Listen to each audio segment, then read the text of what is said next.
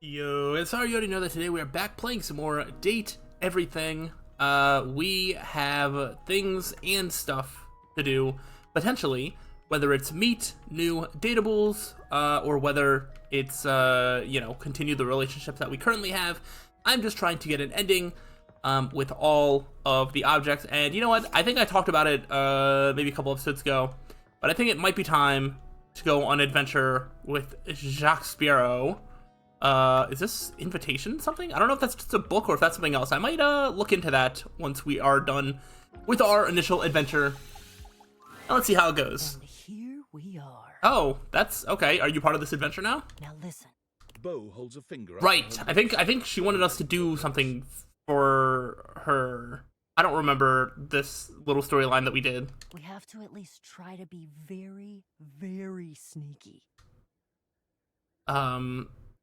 So that Jacques doesn't hear us? Precisely. Bo sets the scene for you with her hands. I forget what we're supposed to do. Fingers in the air like a pair of legs sneaking past. The goal is to sneak into the ship.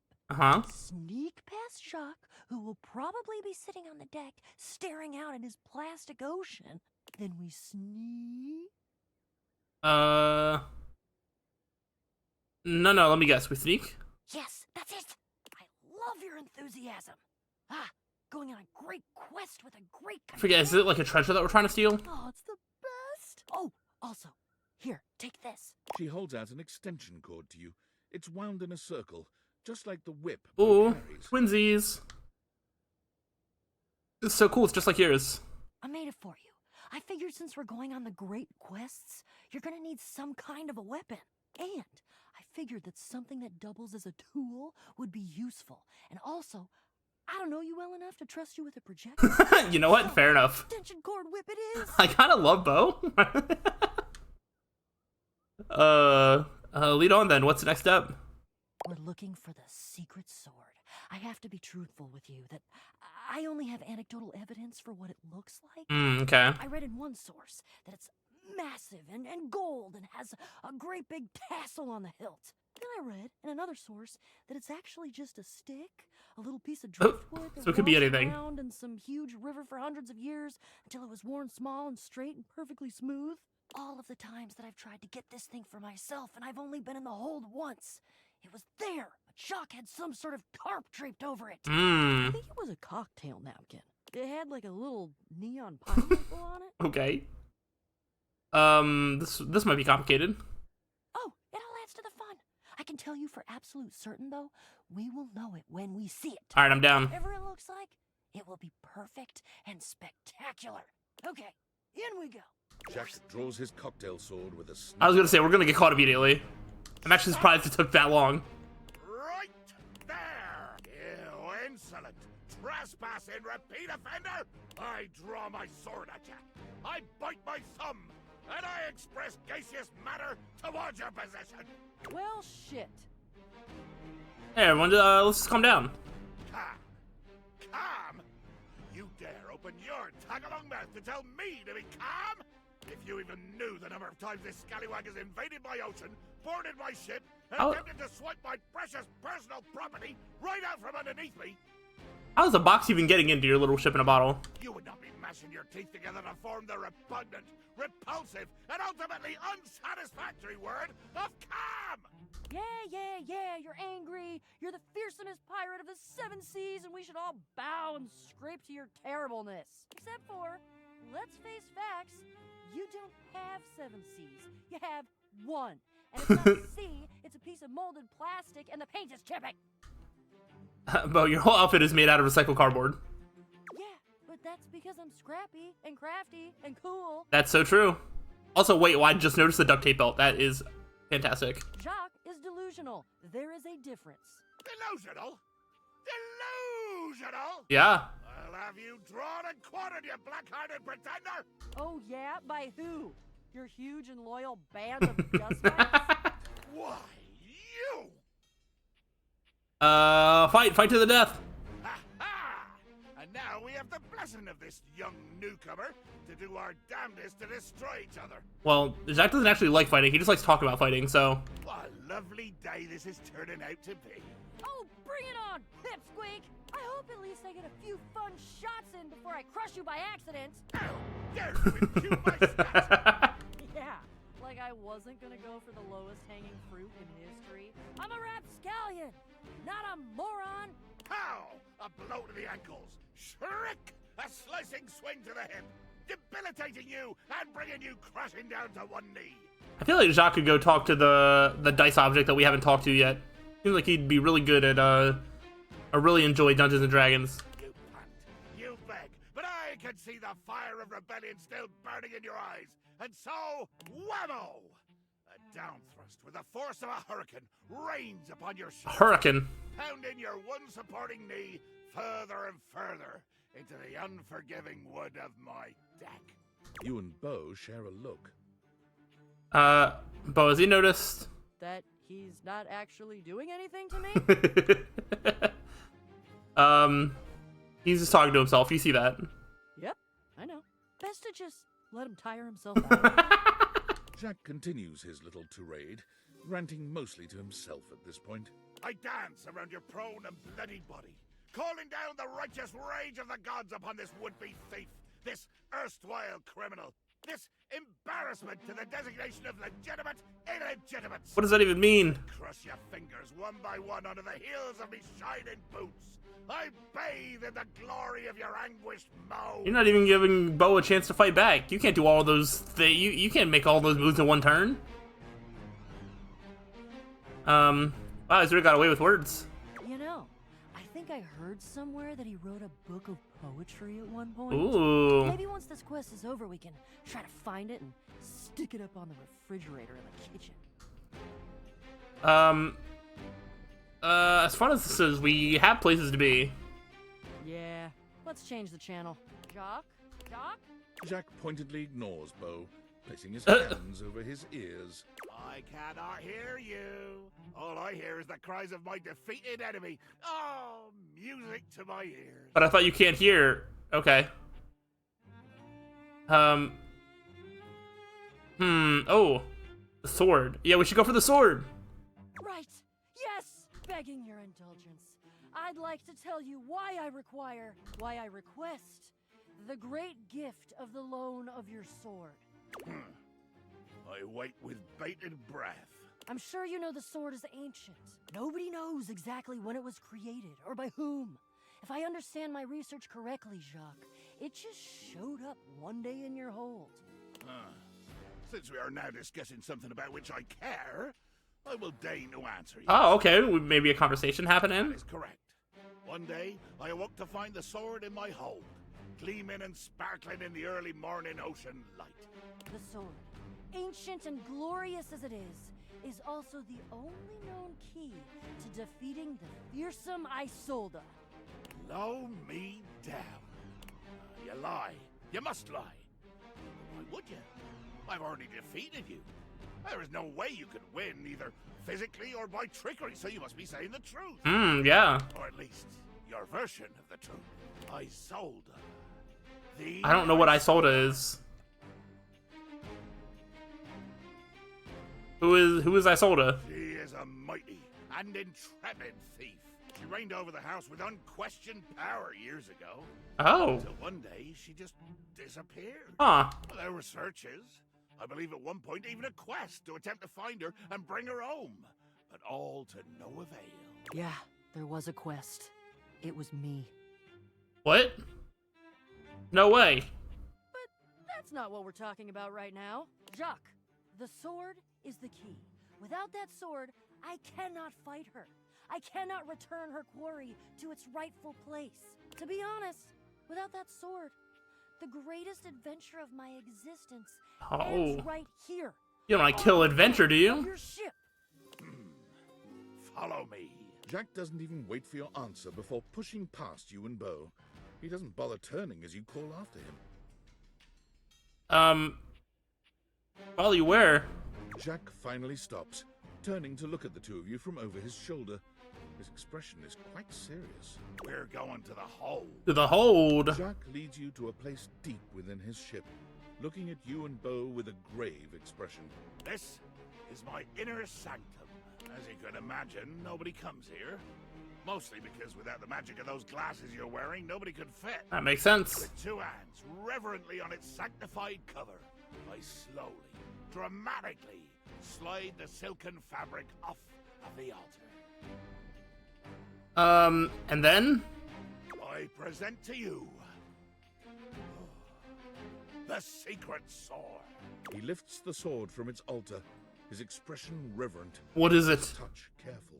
Oh, great, Betsy! Oh, look at that little thing. That's the most beautiful thing I've ever seen. Got a lot of decorations Look on at it. all the shimmering gems, and how slim and delicate it is. Oh my god. What? I know that sword. Gasp! I actually don't, but apparently I do.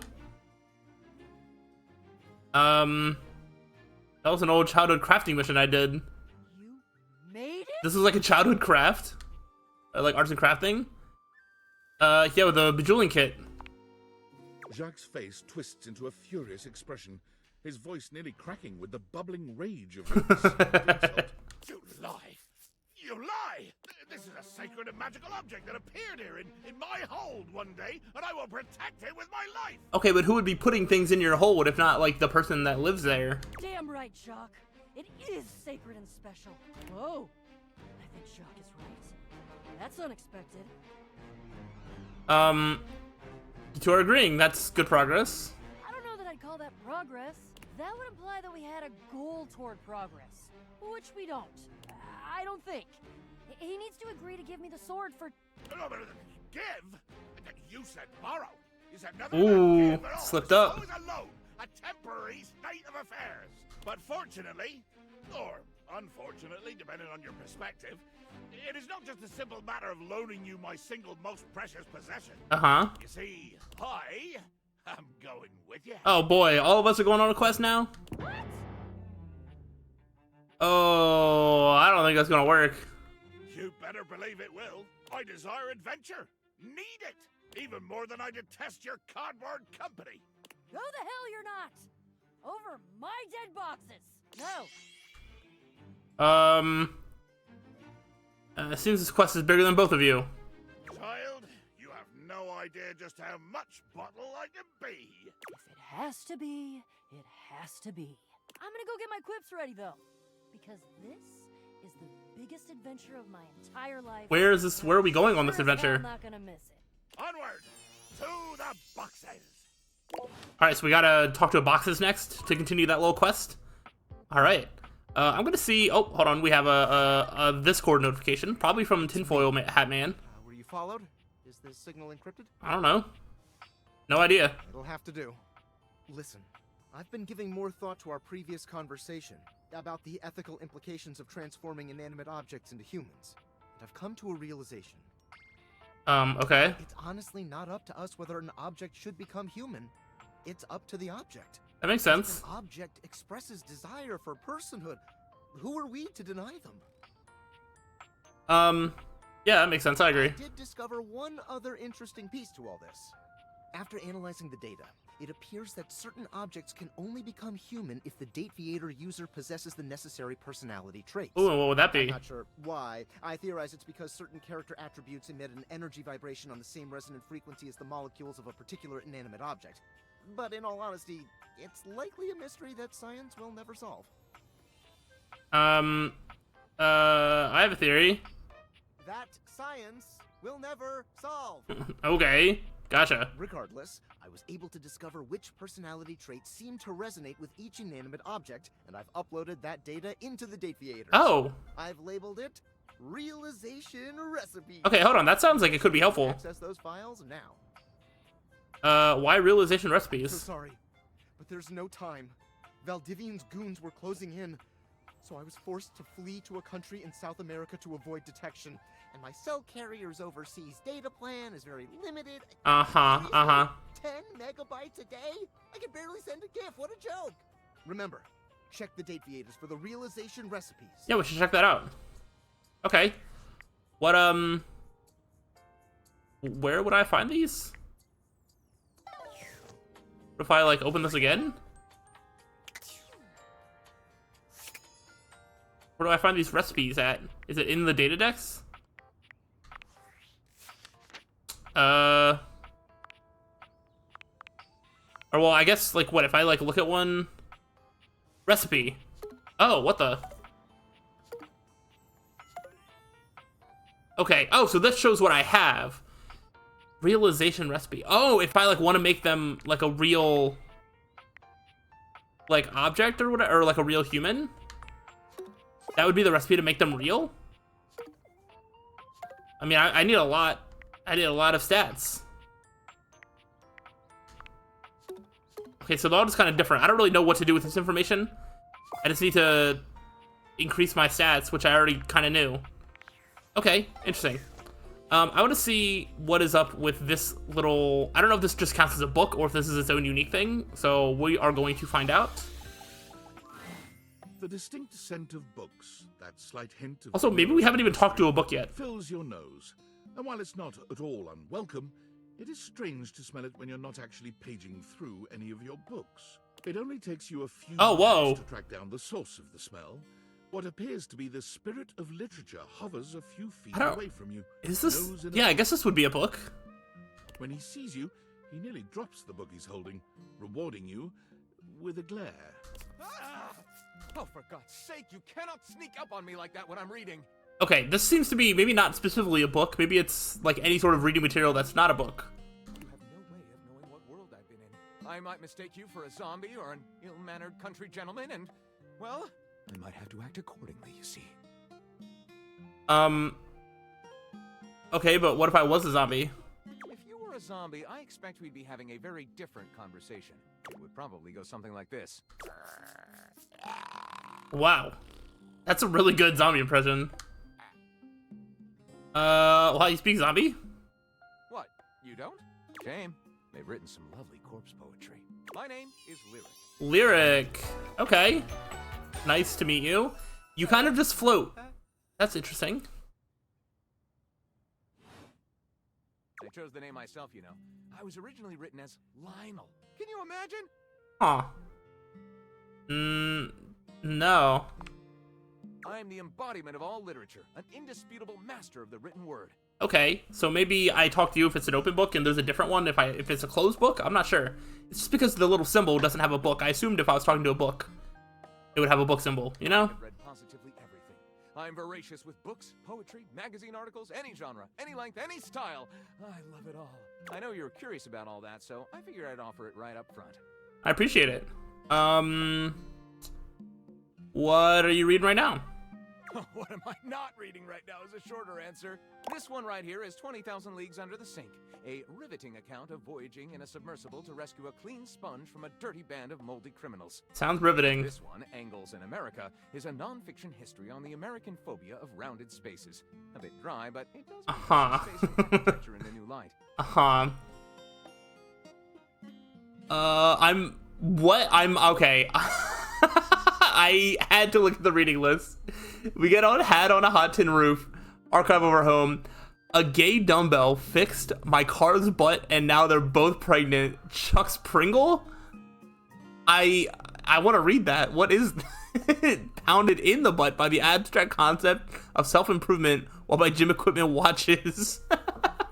Okay, who is Chuck Pringle and what is this? Oh my gosh.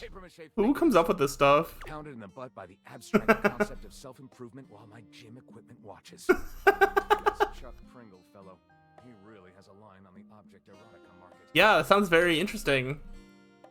Do you have a favorite? That's like asking if a potter has a favorite ball of clay. I couldn't possibly choose among my balls. They all contribute to this chaotic and adorable additive sculpture that is me. Do you have a favorite genre to write? Right. Do I have a favorite genre to write? Well, we have arrived at my tragic flaw much more quickly than I would have liked. You can't write that well. Usually I get at least a few minutes of stimulating conversation out of a stranger before I'm forced to share my great shortcoming. I am a reader, but not a writer. Aw. Sadly, I've never even written a paragraph. Not a single line of text. Not a word. Not a punctuation mark. Oh, that's kind of crazy. Oh, we gotta do something about that. We do? We? Do you mean that you would help me write? Write with me? Yeah, why not? We could co-author the first book of lyric? Yeah, maybe you could take some lessons from Chuck Pringle and come up with your own masterpiece. Yeah, first book of lyric is a pretty cool title, honestly. Well, I never. This is most... Yeah, you seem fun to hang out with, okay. You're about to become the first human in history to help a book write a book. All very exciting. I have some materials to gather. Pens, paper. We'll probably need quite a bit of extra paper to crumple dramatically on the floor when writer's block sets in. Absolutely. Oh, how fun! I'm about to experience writer's block! I feel like it sounds like you've experienced writer's block your whole life, actually. All right, I'll get to gathering. I'll need some time, but when you return, ready shall I be. All right. How exciting. Yeah, I'm down to have one more conversation. I think we're gonna have a conversation with somebody familiar. I'm going to go back to my favorite cabinet and hope for the best. Buongiorno. Hello. I needed to see you again. It is so wonderful to see you again. You too. Tell me, come stai? How are you? Yeah, I'm talking to you, so I'm wonderful. Eccellente. I was just thinking that today is a beautiful day to smile. It sure is. And then, here you are. I cannot help but smile to see you. I am truly aligned with the will of the gods, it seems.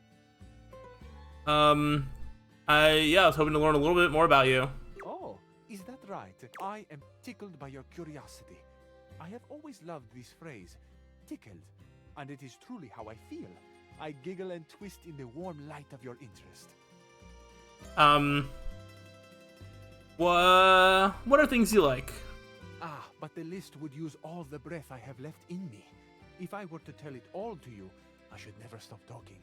Here are just a few in my mind. I like flowers, good wine, the summer sun, the wind on my face. Okay. I like you. Oh.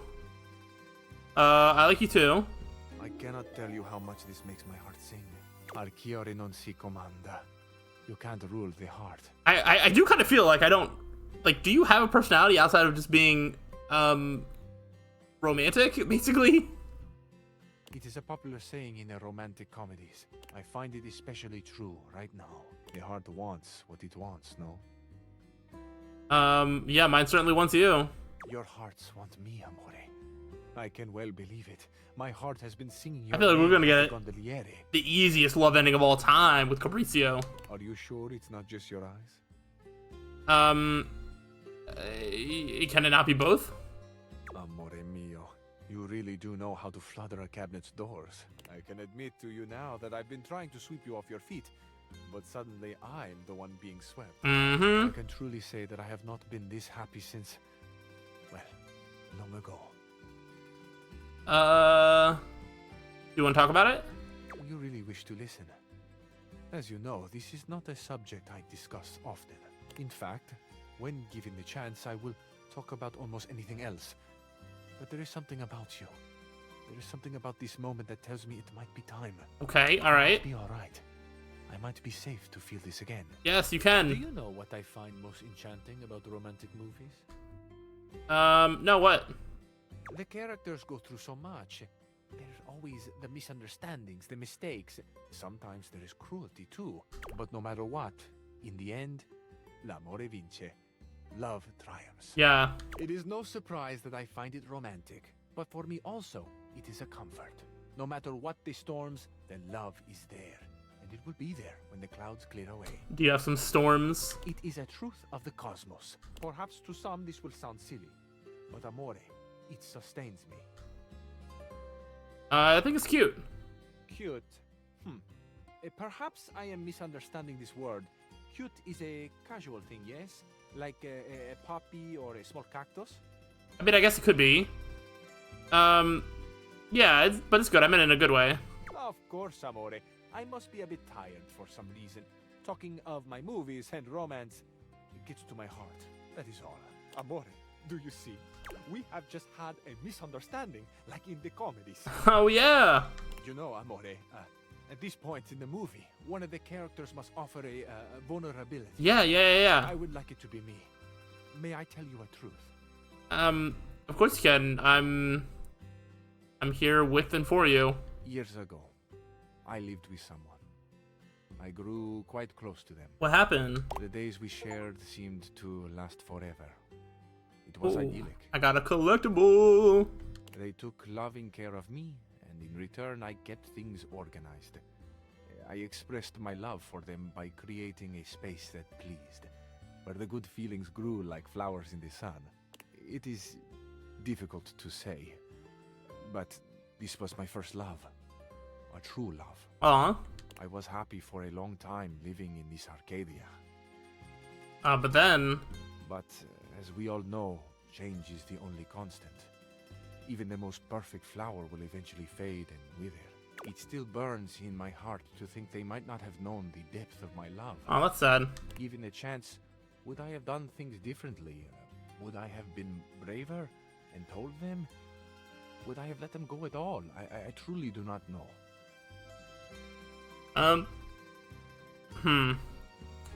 Should have opened yourself fully. When I say I have painful memories, I do not mean the pain is from someone hurting me, or the pain of loving the wrong person, someone who would not love me back. I loved them with my life, and then one day they were gone. The moment has passed. That is sad. I wonder so often where they are now, how they are doing, are they happy? There is so much unexpressed, so much I still carry that, in truth, is not mine at all. It belongs to them. This love, this gratefulness. I never got to tell them thank you. You can just keep saying you're so handsome. Thank you for sharing this. Amore, I have not ever thought I would grow so fond of another again. I did not believe I had the room for such a glorious bloom to grow a second time. But here you are. You are this spring after a long winter, and I could not go on without sharing this with you. It is my past. It is so much of what I carry. Thank you for listening. Absolutely. Thank you for the chance to know you. Thank you for sharing. I really appreciate your story. You are too kind. It feels inevitable for me to tell you now that I love you. Oh, wow. Is this going to be the last conversation we're having? I love you too, but I can't help but wonder something. What's on your mind? The story sounds familiar to me. What? I almost could have asked that. Why worry when you can have fun? Dang. Did he just take that from like a romance movie or something? Is that like something? Amore mio, my heart is a field of wildflowers, swaying gently in the wind, tended to by the earth and sun. I have always wanted a beautiful garden of my own, but to think that it might grow here, in my heart. To think that I could share such a private abundance with another who sees the flowers in striking hues as I make them. I wonder if you're ever able to like have these conversations again that you like, if I don't have the stats for them, am I ever able to have that conversation again to be able to say anything? Because that is a little weird game design wise to basically have like a one-time chance to say something that you never get the chance again if you don't have the stats that you don't know that you'll need. I don't know. Doesn't really matter at the end of the day, I guess. Beams for me. The way you have made me feel is unreal. This love will be our masterpiece. To have the full beauty of the world, an exquisite you. My life reflects in on itself until I am blinded by how much I see. Amore, you are eternally the brightest star in my sky. Te amo. Te amo. We did it! Look at our love endings. So good at this. What did I get? More empathy? Yeah, that makes sense. Very cool. Alright, well, I guess no more cabinets for us. Alright, well, this is gonna be the end of this episode. I don't know who we're going to be focusing on next. I know there's the food. I think the drinks might be that one that Beverly, like the beverages and stuff like that. So we might be able to like meet her properly. Then maybe we can just meet some other objects and figure out where we want to go from here. But that is sort of the plan. We'll talk to the boxes and have more adventures. And that's how I'm feeling right now. So hopefully you are all enjoying and look forward to more. So, but I'll see you next time. Till then, peace out.